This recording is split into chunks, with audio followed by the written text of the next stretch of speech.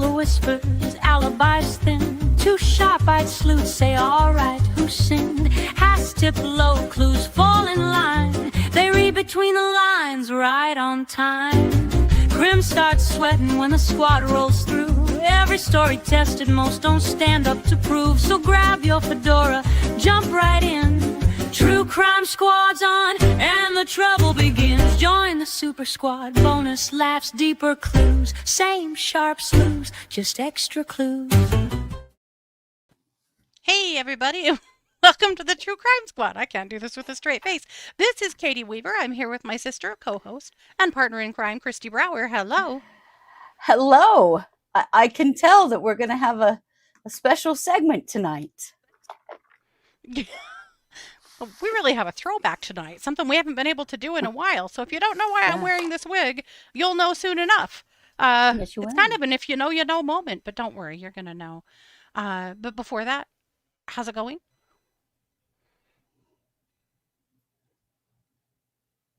It's going good. It's going okay. I saw the doctor about the growth in my throat today. Yeah. We're going to do a biopsy to see what the hell it is. He thinks it's just thyroid tissue. I said, bet, let's make sure. Yeah. Sorry, but I don't like guessing at all. Mm-hmm. But I've been struggling with my voice a little bit. And yeah. Oh, what? Oh, I was just going to say, when both of your parents have died from cancer, you don't screw around. You know, Right. There's no wait and see. Absolutely not. You don't. But I've been struggling with my voice. Well, I've struggled with my voice ever since I had my thyroid out. And I've tried to get help before from other ENTs, and they all tell me my vocal cords are fine. And guess what, friends? No, they're not. I have nerve damage on the right side.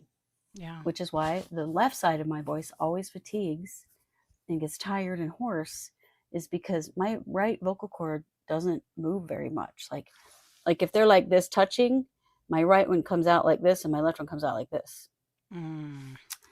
So I'm going to have some speech therapy for it.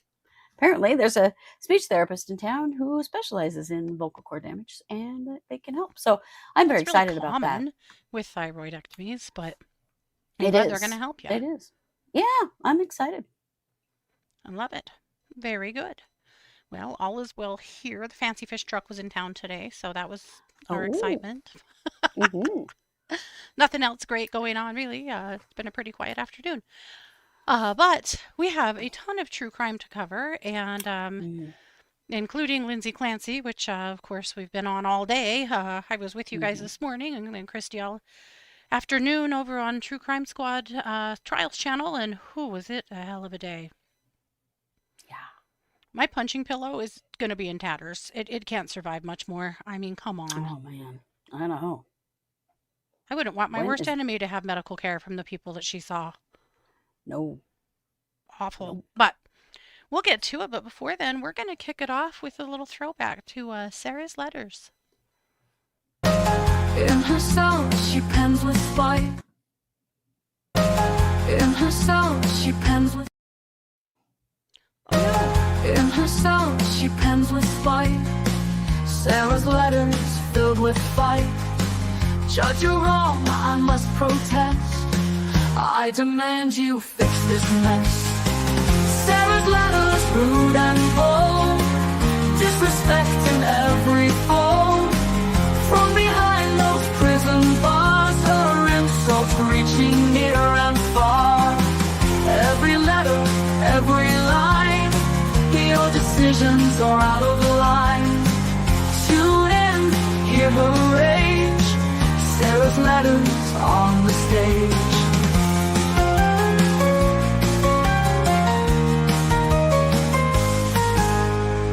Every letter, every line, your decisions are out of line. Tune in, hear her rage. Sarah's letters on the stage. Every letter, every line, your decisions are out of line. Tune in, hear her rage. Sarah's letters on the stage.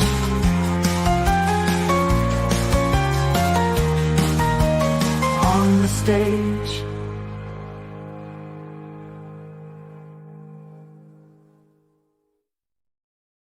Well, that's why I'm wearing the Sarah Boone wig, because Sarah has another letter to the court. It's been a hot minute, Sarah. And we'll And some of our friends here may not even know all about this, but I hope right. most of you do. So Sarah Boone wrote a lot of letters to the court over the years while she was incarcerated, mostly to bitch and complain about her attorneys. As you know, she went through, I think we're close to 15 now with the appellate attorneys that she's fired as well. And her letters used to be, dozens of pages long, absolutely full of snark and vitriol and anger and tattletaling, and she used to write the judge unbelievable books. And we used to play that song and wear this wig and play them on the show because they were just damn funny. But she wrote another letter, so we had to do it. It's not quite as funny, but you will know this is Sarah's brand of bullshit. And bear in mind when you hear it that probably most of this isn't true because that's what she does. She's a manipulator and a liar. But anyway, well, she's struggling. I know you're going to be surprised with her attorney. No. And the reason why so is easy because to they're work not with. talking to her. You mean they're not holding her hand and speaking to her so kind and softly and giving her a little hug now and then?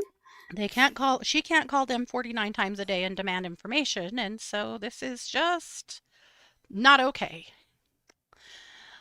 So without further ado, Sarah F. Boone to the court. This is to the appeals court. Dear Sir/Madam of the 6th DCA, in my good faith efforts to abide in accordance with the order given by the DCA to not contact the courts,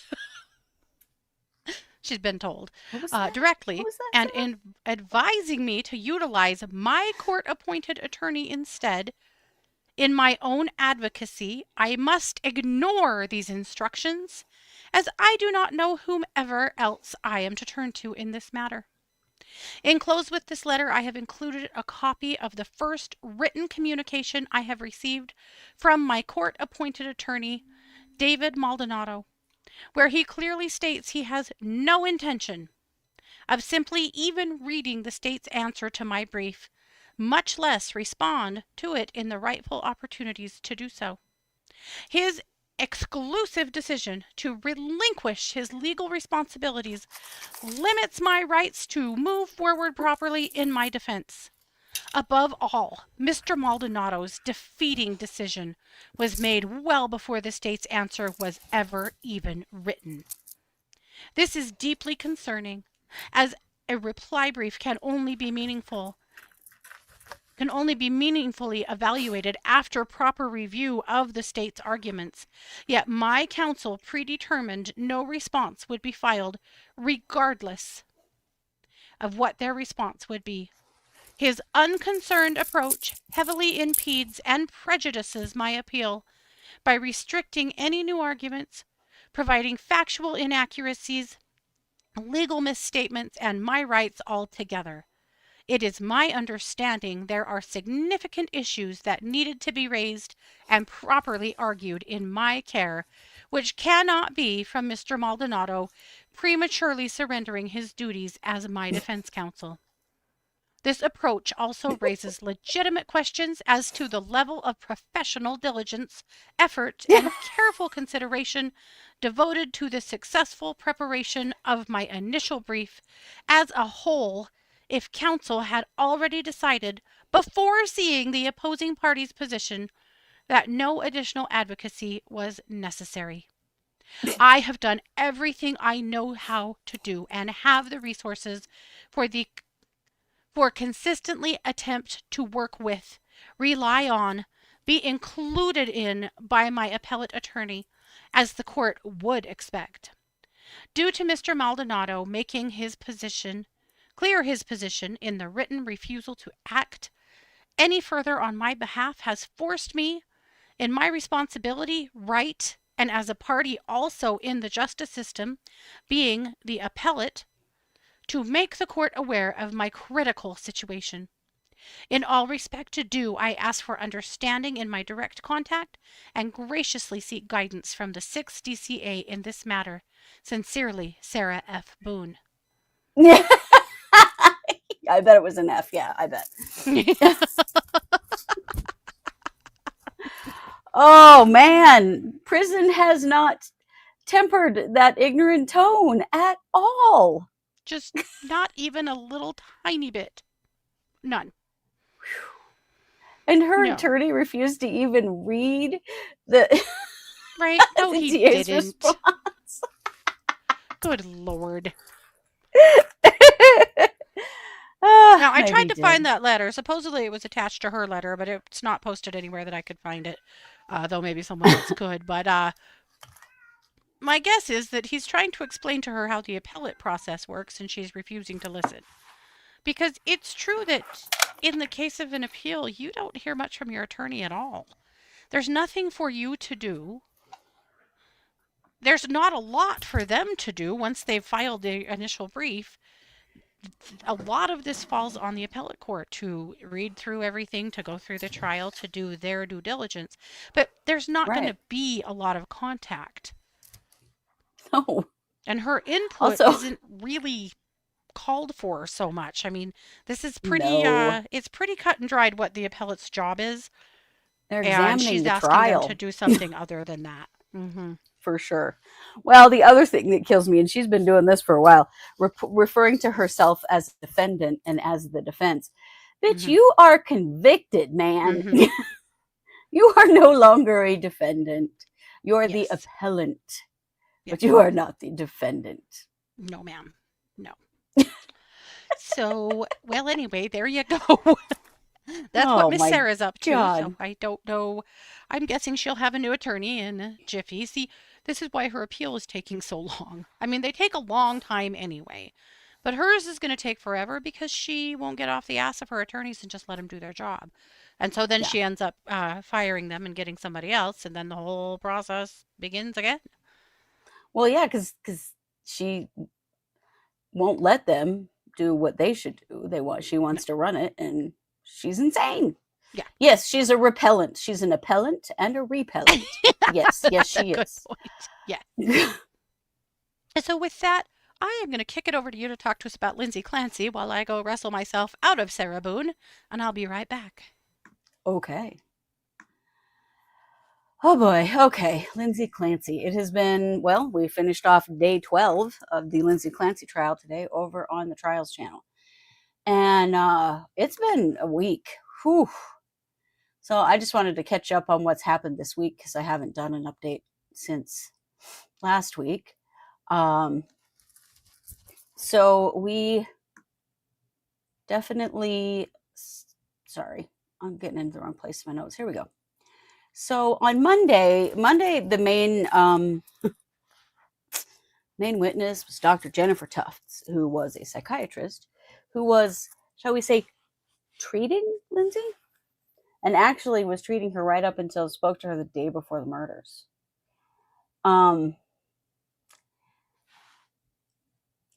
She did some pretty questionable things, honestly.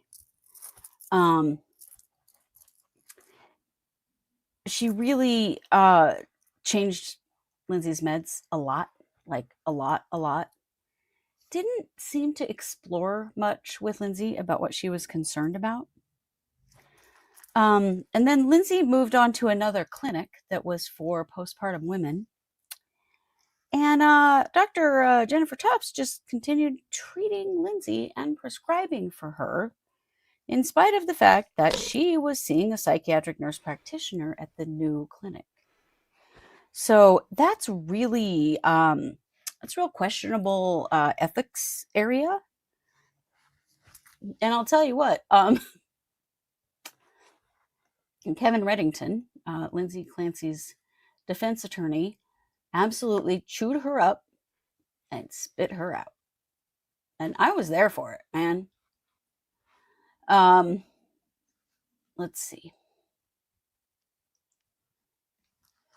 So the defense focused a lot on Lindsay's depression, anxiety, insomnia, suicidal thinking, and all the medication changes that went on with Tufts, and there were many.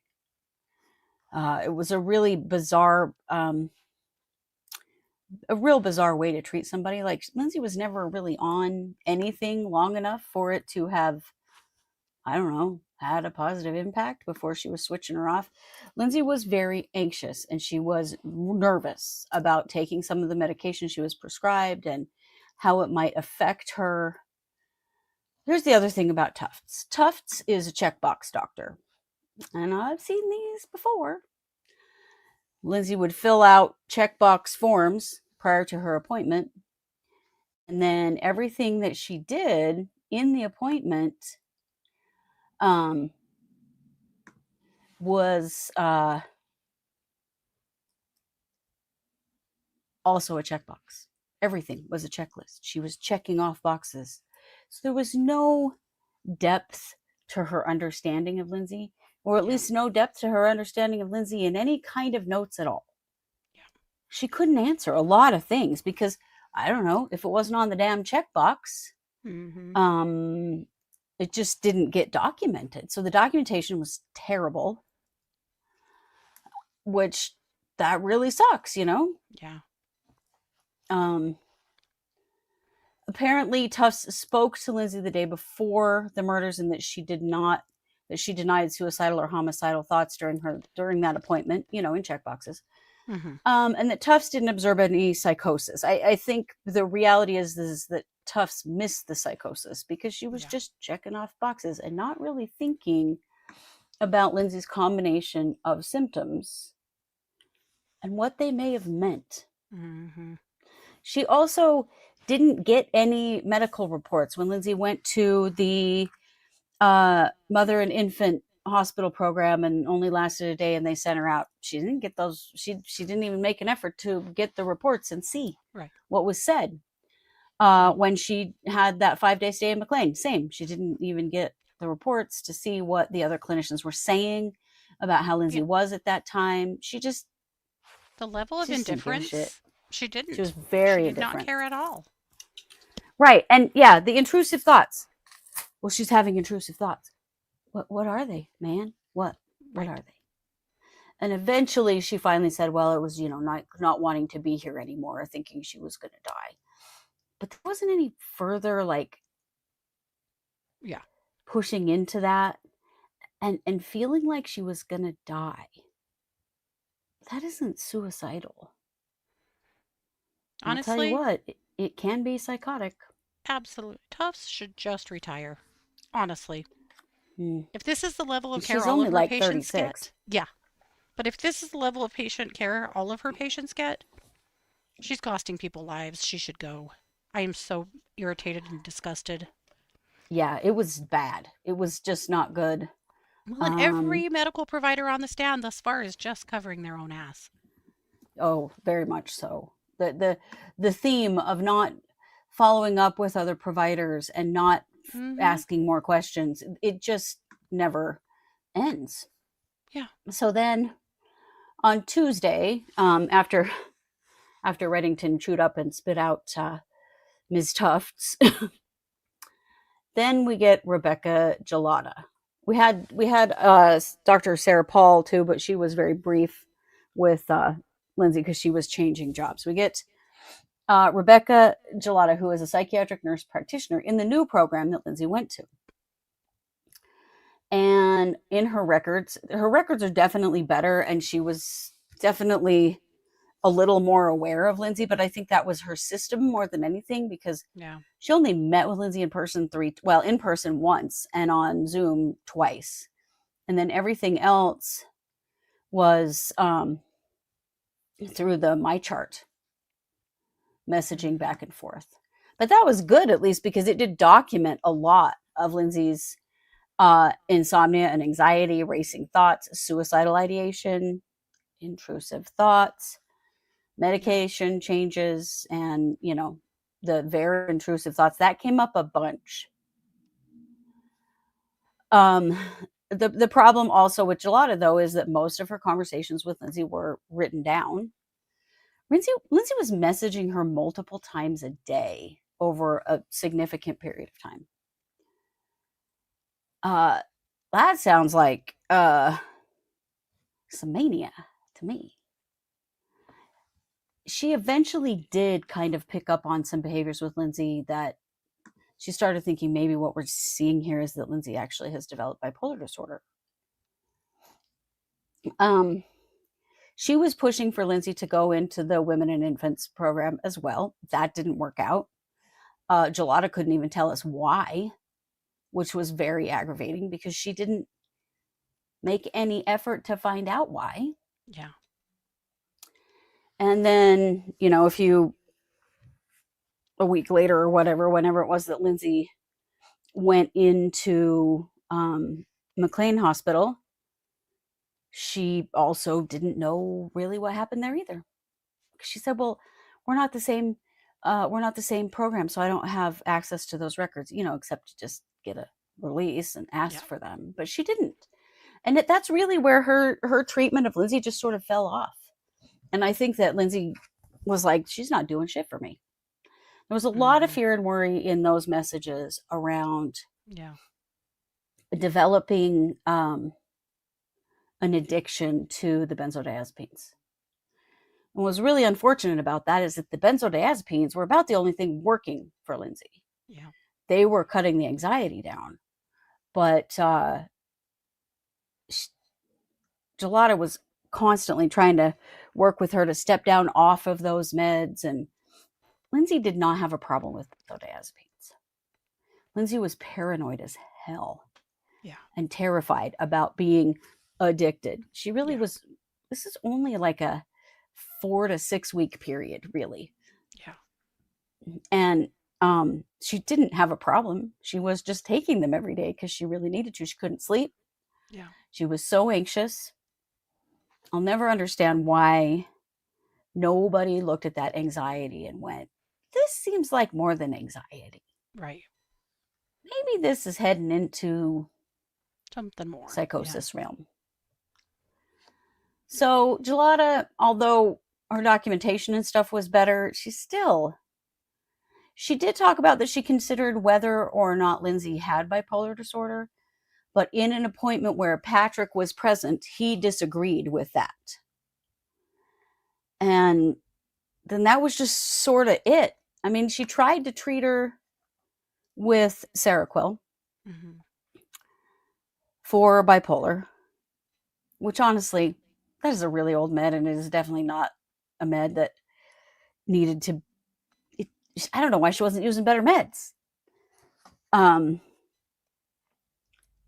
But Lindsay couldn't hack the Seroquel. She wanted her to get up to 400 milligrams. Guys, Lindsay would be sitting in a corner drooling on 400 milligrams of Seroquel. And that's just speaking from my own experience of a family member being on it. Seroquel is a holy shit drug, and she could never get above 200 milligrams. And she hated the way that she felt. Right. But, Lindsay wasn't psychotic. She wasn't seeing pink unicorns in the corner. Right, guys? That's right. That's all ridiculous. It was. Yeah. Unbelievable. So then we come to today. And we had a few things. First thing we had was a Massachusetts state trooper that works with the prosecutor's office on the stand. He was one of the many cops that were tasked with supervising Lindsay, paralyzed, half-dead Lindsay in the hospital. So she wouldn't run away from the police, I guess. I don't know why there needed to be police there with her, considering her state. I don't quite understand. This was a very interesting witness because he showed Lindsay's clothes that had been cut off her body by the paramedics. Okay, I don't know what that was supposed to prove. Then Reddington got his chance to cross him and started asking him about, had he overheard in the hallway that there was a theory going around about the Lindsay Clancy case? Because Reddington became Lindsay's attorney very fast. Right. And he had to get a court order to get a psychiatrist in. to see Lindsay in the hospital. It was a big deal. Well, this particular trooper happened to be there when the psychiatrist came to meet with Lindsay. Now, that this was behind closed doors. He didn't listen to anything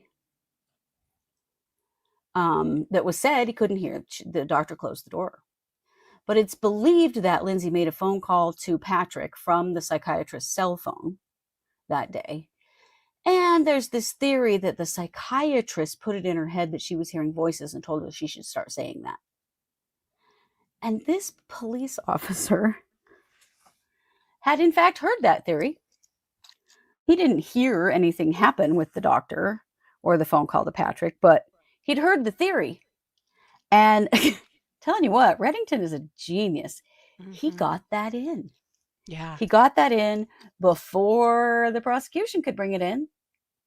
And like, you were there. Did you see anything that indicated to you? Did you hear anything that indicated that to you? And he said, no, I didn't hear anything. Yeah. So majorly discredited the Commonwealth because they're coming up with this theory. But how would they know? They have no evidence of it. The police officer that was literally there when the psychiatrist went into the room didn't hear a thing. Didn't hear that. Yeah. Then we find out, guess what, guys? This unfortunate trooper was one of the officers that was searching the house on the night of the children's murders. And guess what? He was cop 4 or 5 that didn't find the nightstand drawer full of Lindsay's pill bottles and 2 Apple Watches. Yeah. So, the thing her attorney found when he searched the house. thing her attorney found. Yeah, and he's entered into evidence, and every time one of these officers comes up on the stand, he brings up the drawer. You seen this before? Yeah. So we got it in again, which was hilarious. And the prosecution was super mad about this whole thing and didn't want anything about that thing you heard in the hallway, around the police station in evidence. But the judge allowed it, which I thought was pretty interesting. Yeah. So then we got Lindsay's useless therapist, Letitia Dukes. She was a social worker who treated her. Said she had no concerns about Lindsay's well-being during treatment. Yeah. She also acknowledged that she had not reviewed any of Gelada's notes, even though they worked for the same clinic. And Reddington did get her to admit that, she had access to them. She just didn't read them. So all this time that Lindsay is like messaging Gelada multiple times a day and they're doing all this stuff, this chick doesn't even know it's happening. Doesn't even know it's happening. Doesn't even bother to know it's happening. Yeah. No. And is as cold as ice. Oh, she was. There's no empathy in that woman whatsoever. No. And all we heard was, Lindsay had suicidal ideation, but she had no plan. They said that over and over and over again. Like somehow that just meant, she's fine then. She's just fine then. Yeah. No. She continues to have suicidal ideation, and she herself reported that. Go ahead. She reported multiple times that Lindsay was reporting that her intrusive thoughts were getting worse. Yes. Yeah. But guys, this was just anxiety and depression, okay? Yeah. So Lindsay talks to her on a Monday. Tells her that things were so bad over the weekend that she called the suicide hotline. Yes. And she has the absolute nerve to say that there was no indication that Lindsay was in crisis. Yeah. What the fuck is a crisis then? What could Lindsay have said? What could she have said or done that would have gotten these people's attention? I genuinely don't know. Yeah. Yeah. That was so bizarre. This chick was terrible. And she only met with Lindsay like 6 times, I think. Like 6 times. Yeah. She was also you can see why wildly unprepared today. She couldn't remember anything. Nothing. I think she just wanted to kind of deny and just kind of not I think know she anything. did, but it was weird. I mean, Yeah, it really I was. hated her. Yeah. Yeah, I did too. She was terrible.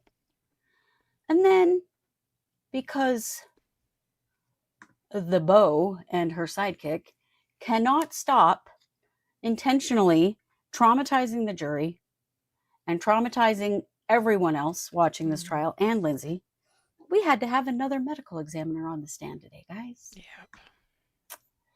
This was insane. And the defense fought hard to keep this out. But again, the prosecution.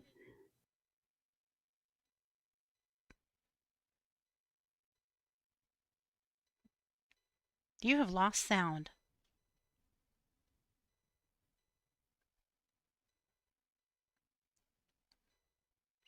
Sometimes that mic dies. Yep, sometimes that mic dies. So the prosecution's running a first degree murder, child abuse murder, cold-hearted, cold-blooded killer kind of trial. Yeah. And then you have the defense running the my client was seriously mentally ill when she committed this crime. She doesn't deny it, but at the same time she was not criminally responsible. It's like Yeah. it's like two different trials are happening at the same time. It is bizarre. And this was bizarre. To put Lindsay sobbed through all of this. This was Dr. Barbara Olson of the Massachusetts Office of the Chief Medical Examiner. And she talked about the autopsies of Cora and what's the middle boy's name? Not the baby. I don't know. I can think of his Callan, but that was Hell. the baby. Callan's the baby. Anyway, the other little boy. Mm-hmm. They went over their autopsies, and it just went on, and there was a lot of objecting, especially the prosecutor got real graphic in her questioning about the strangulation of these kids. Cora and Dawson. Why? Why? There is I don't no know. At one question that point, these children were murdered and who murdered them. There's no question of that. well, the defense objected, and the judge snapped hard at the prosecutor, and then they had a sidebar. And then they slowed her down quite a bit, but she's standing up there with her stupid ass bow in her hair. It was awful and unnecessary. People in the courtroom indicated that the jurors looked mad that had to happen, and that's how the day ended today. Truly. And it was brutal. The way Lindsay sobs through all of it. Like, she is not your typical murder defendant. How many times do we have to say it, you know?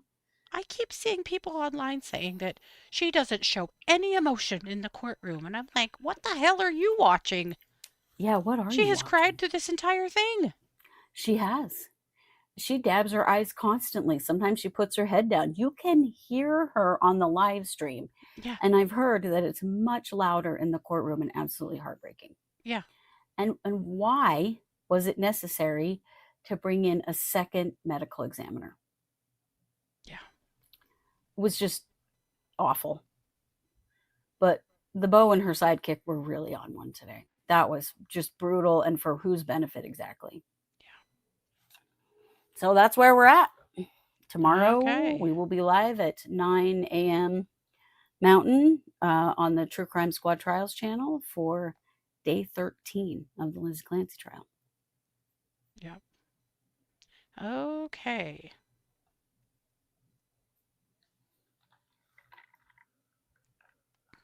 Well, let's talk real quick about Kyle Ann Morrow. She has been to court. She has had her first hearing, her not preliminary. She had her first hearing, her arraignment. The only bit of footage I could get was from a news site that was talking over most of it. So I have a tiny bit of audio. Mostly you're just going to watch her, but I wanted you to see Miss Kyle's demeanor walking into court. This, of course, is the woman from White Sulphur Springs, Montana, that has been accused of marching into this spa there, the hot springs there, and murdering the gentleman who owns that place. She was asking for him and for his wife. Luckily, after she killed him, she walked out, according to people who have watched it. or who watched it, who were present at the time. Yes, and this is, of course, the author of Belt Buckle Bunny, if that's what you remember her by, and it's unfortunately what Or we all see do. Pussy Buck. Or see Pussy Buck. Thank you, Kristi. Mm-hmm. So that was her walking into court today.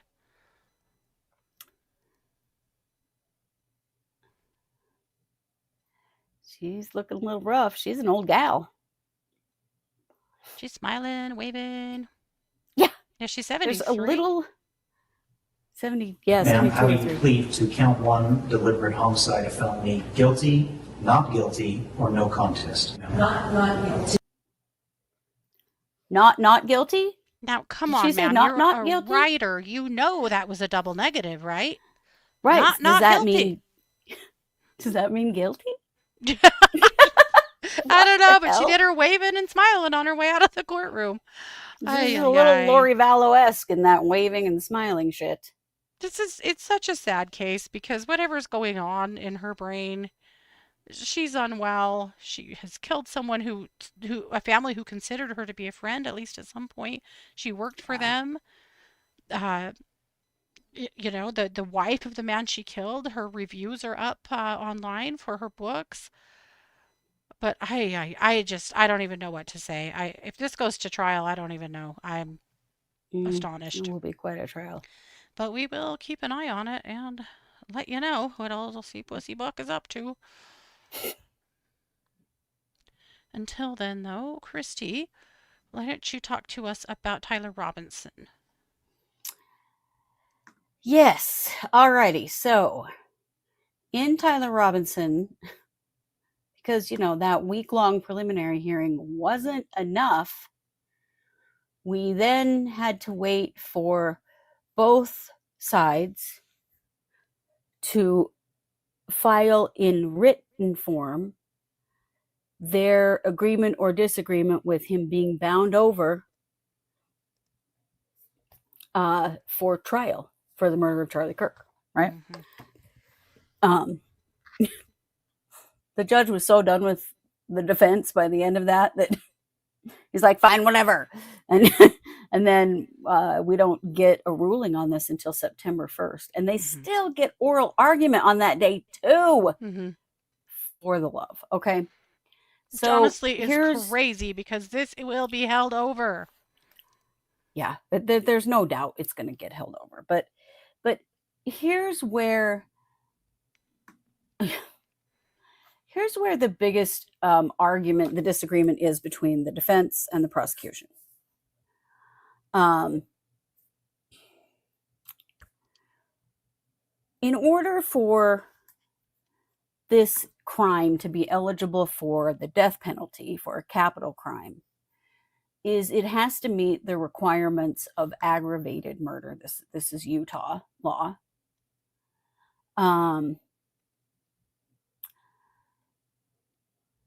And the prosecution's like, hello, high-powered rifle, public rally, thousands of people, probable cause that other people were placed at great risk, which is an aggravating factor that does qualify this crime for capital charges.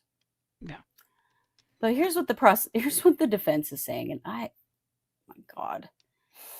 So they're saying, instead of it being, high-powered rifle, public rally, thousands of people, lots of people at risk, they're saying it was one shot, clear line of sight, intended target was struck, and nobody directly behind or adjacent to Kirk in the bullet path. No ricochet, no second shot equals no demonstrated high probability of another person's death. That's what they're going with.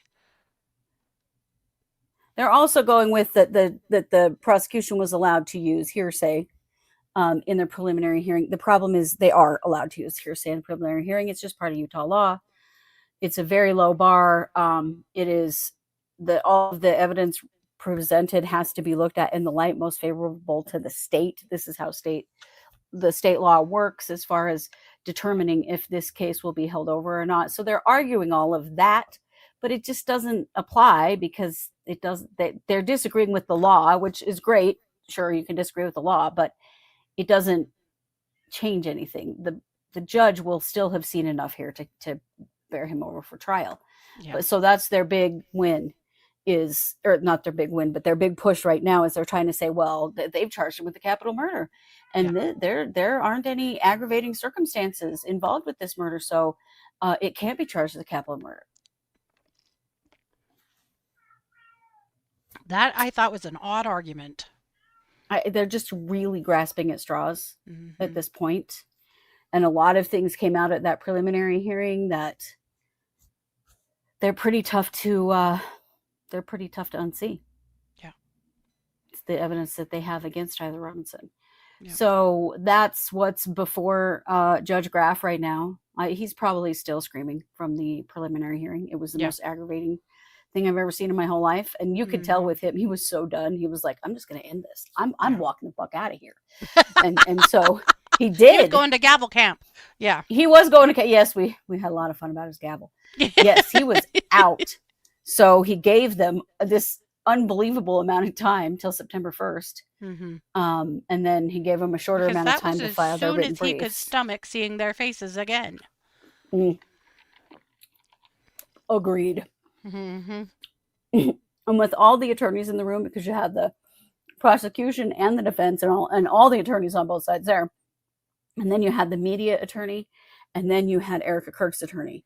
And so some of the time he got to be yelled at by 4 attorneys before he could make a decision on anything. He was so done. So anyway, that's where we're at with that. But that's the current argument from the Robinson camp, that no other people were put at risk when they're alleging that he was firing, over a giant crowd of people. It's 200 yards. Yeah. I don't know, man. I just don't see how that would fly. So we'll see on September 1st. It's probably going to be another one of those hearings where Judge Graff wants to cut a bitch before he can get everything out. Yeah. But just interesting. I don't know, man. They're really getting into like Ann Taylor territory. Mm-hmm. Some of the pretty inane arguments Ann Taylor made on behalf of Brian Koberger, that the judge was like, seriously. Yeah. No. Alrighty. Well, brace yourself for this nonsense. Oh no. Ooh. This nightmare right here is Chris Watts. I'm sure you have heard his name. Chris, of course, is in prison forever for murdering his wife and his children because they were a bit in the way of his new relationship, don't you know? Right. Well, guys, Chris is tired of being a single man. So he has recently applied for a marriage license or permission to get married. Yeah, he's getting married. At least he's trying to. This is the dumbest woman on the planet of Earth. What the hell are you doing, man? You want to marry this family annihilator who's going to be in prison forever? Why? Why? God. Her name is Lizzie Henderson, though there's some records that show that she already has changed her name to Lizzie Watts. She lived on the other side of the state, but she's moved, of the country, sorry. She lived in Cleveland. It looks like she's moved to Colorado to be closer to him. And ew. Yeah, as it turns out, Chris has, Henderson has, she had a conversation with the Daily Mail on the phone, told them that others might perceive this relationship as weird, but how it began with with Chris is between her, Chris, and God. Right. Oh, okay. gross. Got it. This is a mental illness. I can't think of any other reason why a woman would do something like this, other than she's having a serious mental health breakdown, that she would marry someone like Chris Watts. Yes. God. When the Daily Mail asked her how she felt about Watts' crimes, she said, "How I feel about it? He knows how I feel. I don't know all the people involved, but I would want to respect them." And then she said the killings were something harsh for anyone to experience. Like the person who did that? The person who did it. Holy shit. Mm-hmm. Right? Joelle says, fortunately for her, he won't be able to kill her. Yeah. Right? Yeah. But beyond that, we know that apparently an insider from the prison had told People magazine that when he first went to prison, he got a lot of letters from women who thought he was good looking and had compassion for him. And he started having a lot of pen pals, and some of them stood out and they've kept in continued contact.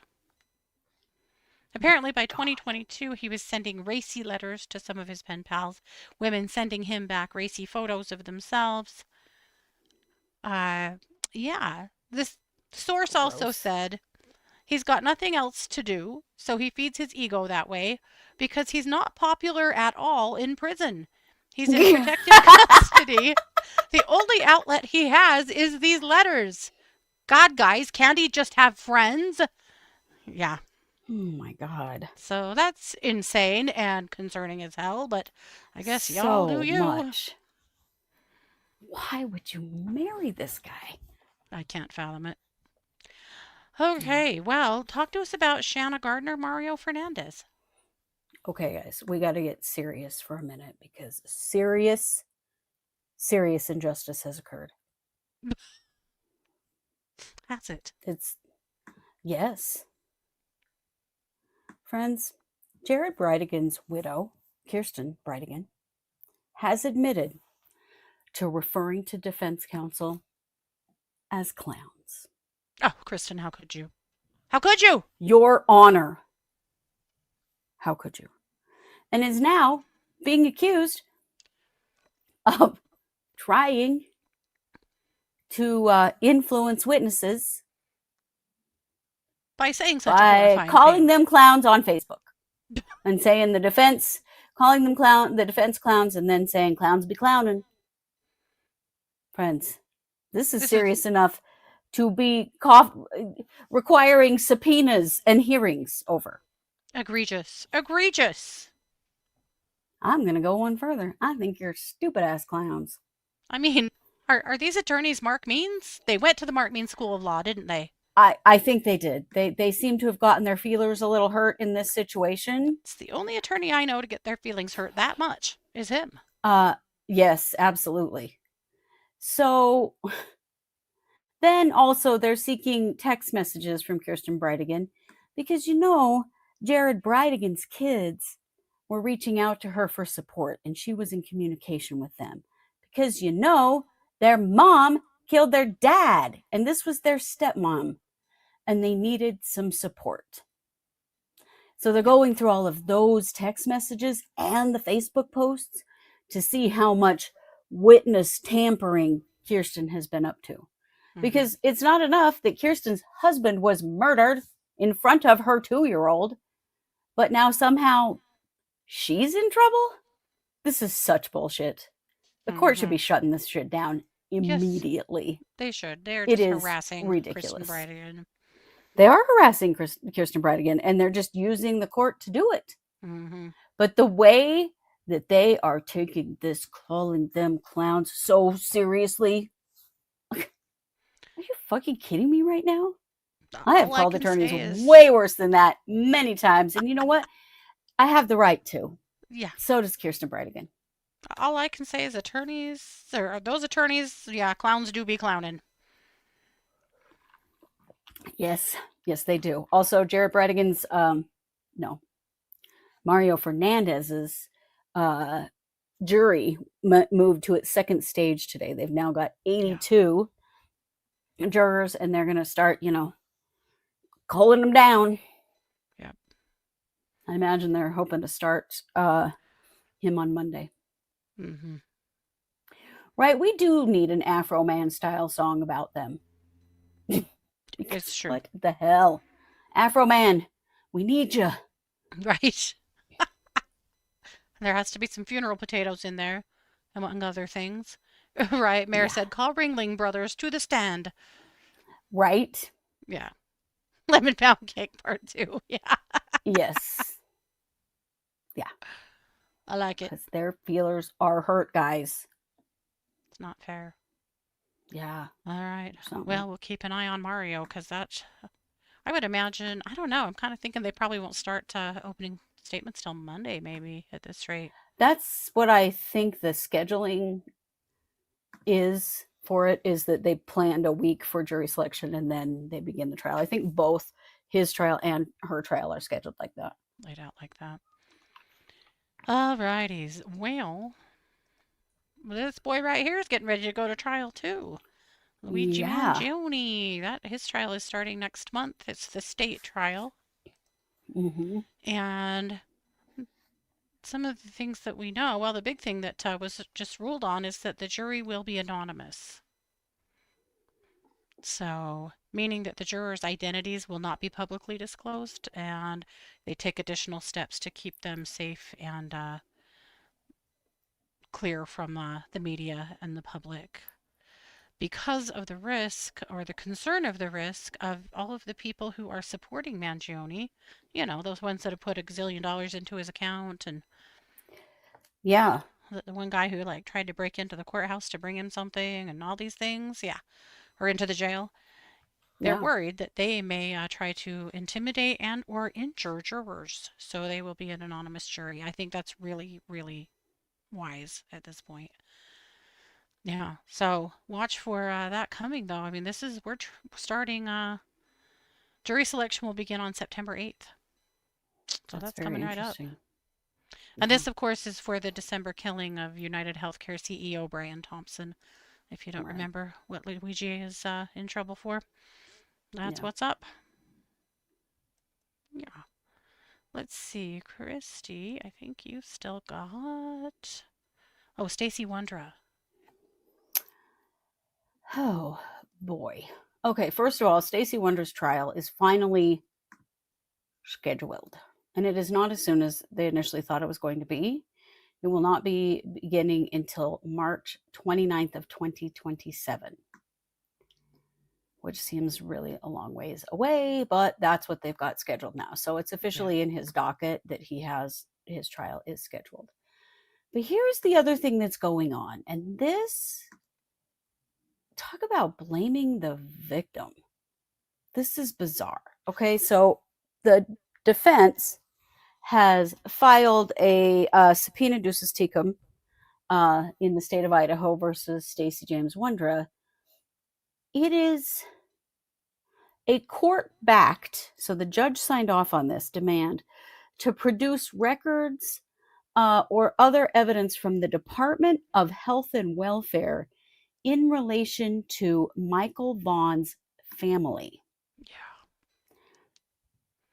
They want child protection records starting back on June 24th of 2016 through to now. Yeah. Now, Michael Vaughn wasn't even born then. Neither was his little sister. Yeah. But what in the hell kind of attacking the victim's family bullshit is this? Yeah. And this is judge backed. Like, what does a health and welfare, if there's any open, if there's any investigation or open case or anything, what the hell does that have to do with Michael Vaughn's kidnapping and murder? And why does Stacey Wondra have the right to any of that information? I'm horrified by that. I am too. And it pisses me off that it is supported by the court. Why? I'm disgusted. Why are they trying to drag Michael Vaughn's family through the mud? Yeah. So it lists the house where Michael Vaughn disappeared from in Fruitland, Idaho. And it starts on a very specific day, June 24th, 2016. Now, I've done some research to try to find, was there a news source or something that, like, was there an incident at their house on that day? There's nothing public out there. So we don't know why that date and why so far prior to Michael Vaughn even being born. Yeah. But they want records. Interestingly, they listed all of the family members that they want records on. and it's mom and dad and 3 children, and Michael Vaughn is not on the list, Yeah. and I that's am strange. baffled about what this is. So this is something that happened with this family years ago that didn't even have anything to do with Michael Vaughn. What are we doing here? Yeah. Dragging this family through the mud? Why? Right. Right. Not Stacey's fault. Parents were negligent. Yeah. Is that what they're trying to say? Hell, I Yeah, don't sorry, know. your kid got out. You know, it's not our fault he was running around by himself so we could kidnap him and then murder him. Yeah. Like, holy shit, what is the defense trying to do here? I don't know. I'm horrified. It's really gross. It's Yeah. really gross. Indeed. And that's what we know. Stacey Wondra.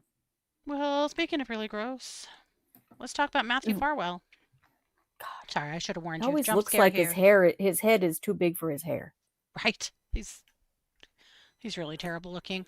Matthew Farwell, of course, is getting ready to go to trial for the murder of Sandra Birchmore and her unborn baby in October. So there's been one question in this case that the state's going to have to answer for when they go to trial, and that is that when Sandra died, the ME found that the cause of death was suicide. Not cause of death,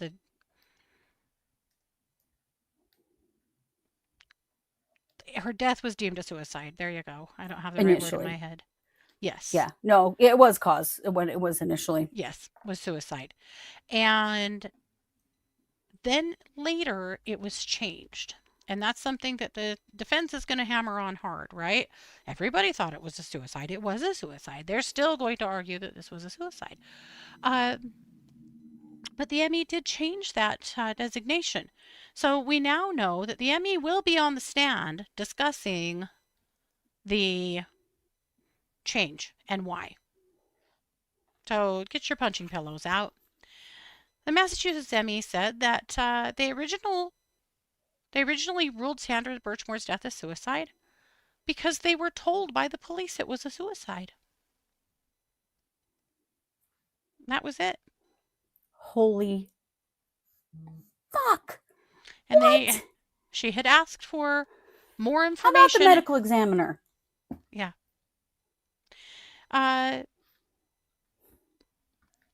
Yes. So basically, she's saying that she did ask for more information if it became available. They never gave her any more information, so it was just listed as a suicide. She said no one told her that there was any question that it was a homicide.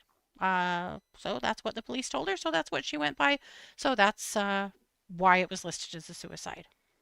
That is the most bullshit shit I've heard in a long time. Yeah. Now, don't forget, this case is about police corruption in part. And the fact that the police that investigated Sandra's death very quickly just ruled it a suicide and tried to sweep it right under the rug, even though everyone who knew Sandra thought that that was absolute bullshit, and it was. But I thought that sounds right. Yeah. So it has been changed now to a homicide. Right. But the medical evidence is going to be a huge fight.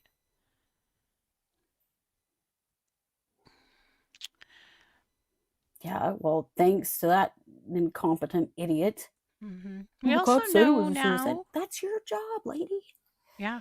We also now know that the prosecutors are saying that Sandra had told a friend that Matthew had become violent with her when they discussed her pregnancy, that he put her in a headlock and told her he wished she was dead. Oh. Yep. God. We also now know that one of her friends on January 20th of 2021 called the Staunton Police Department and talked to them about Farwell's sexual relationship with Sandra and how terrible and inappropriate this was. And that someone at the department told Farwell about that call. And then, of course, shortly after, she was murdered. Oh my God. Yep. On your head, whoever you are, asshole. Yep. Absolutely no one gave a shit to protect Sandra Birchmore. Yeah. There's also a conversation involving one of Farwell's coworkers that's likely to come up. in which 2 weeks after Sandra died, they noticed that Farwell was acting very stressed at work. And he said he told them he was having relationship problems involving a woman other than his wife.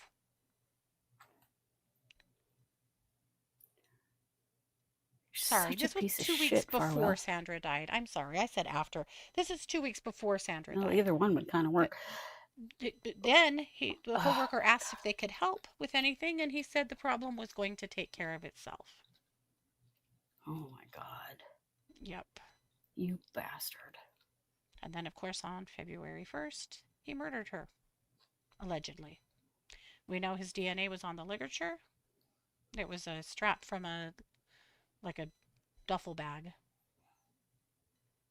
The investigation itself is going to become a part of the trial because it was so inadequate, and there is glaring signs of corruption here and of covering for a fellow cop. Yeah. Gross, man. Yeah. Ugh. I want all of them. I want that whole department to fall for this shit. Yeah, absolutely.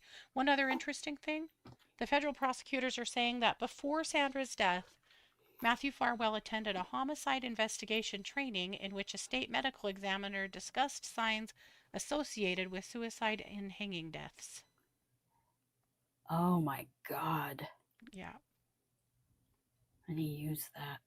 Yep. Jeez. Awful, all of it. And of course, if it weren't for the federal charges, there wouldn't be any. Because Right. his own department, well, it was actually where Sandra lived. They Massachusetts were wasn't going neighboring to do shit departments. about this. Yeah. No, they were just going to let this go away. Yeah. You know, Sandra, after she had been trafficked and sexually abused by Matthew and his pals her entire teenage years. And then this.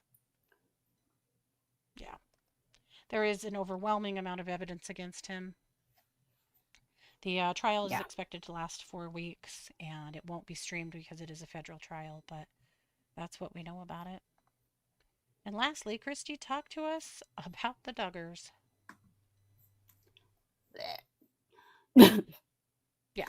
Guys, Kendra and Joseph Duggar are withdrawing their not guilty pleas, and they are entering pleas of no contest on their child abuse charges. So if you remember, right after he was charged in Florida for the sexual abuse of a minor under 12, then Kendra was arrested, and they were both charged because here's what happened. They had a home inspection, and the home inspector came in and noticed that the bedroom doors had door locks on the outside of them, which implied that they were locking their children in their bedrooms, which is incredibly unsafe and not allowed unless you're in an extreme situation. But it was on the bedroom doors of all of their kids. Yeah. So they're pleading, no contest. That I hate the no contest plea. I wish it didn't exist. And